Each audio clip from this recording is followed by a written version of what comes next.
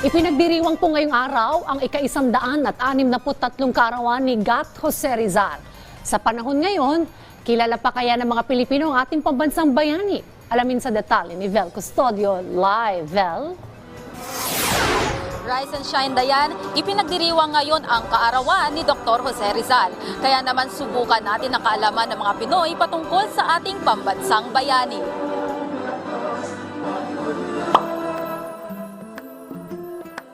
Si Dr. Jose Rizal. Hindi po ako sure pero baka si Jose Rizal po. Dr. Jose Rizal. Calamba, Laguna. Sa Calamba po. Laguna ba? Last question. Paunahan, ibigay ang buong pangalan ni Jose Rizal. Jose Portasio Rizal Mercado Alonso Realonda. Jose Protasio Rizal Mercado Alonso Realonda.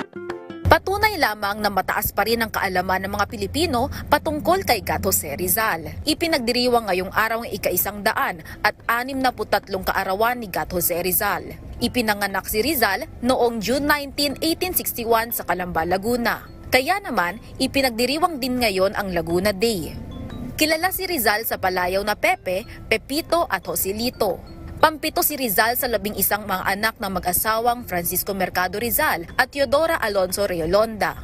Bata pa lang, mababakas na ang katalinuhan ni Jose Rizal dahil natutuhan na niya ang alpabeto noong 2 taong gulang pa lamang siya. Dito pa lang, mababakas na ang kahalagahan ng edukasyon sa pamilya Rizal. Dahil nga mahalaga ang edukasyon, sumikat ang katagang iniwan ni Rizal na Ang kabataan, ang pag-asa ng bayan. Ang kabataan ng pag-asa ng bayan. Ang kabataan ay ang pag-asa ng bayan. Kasalukuyang isinasagwa ang wreath laying o ang pag-aalay na bulaklak sa harap ng monumento ni Rizal sa pangunguna ni Manila City Mayor Honey Lacuna. Nakiisa rin sa programa ang iba't ibang kagawaran dito sa Maynila habang nakadeploy naman ang mga pulis para sa seguridad.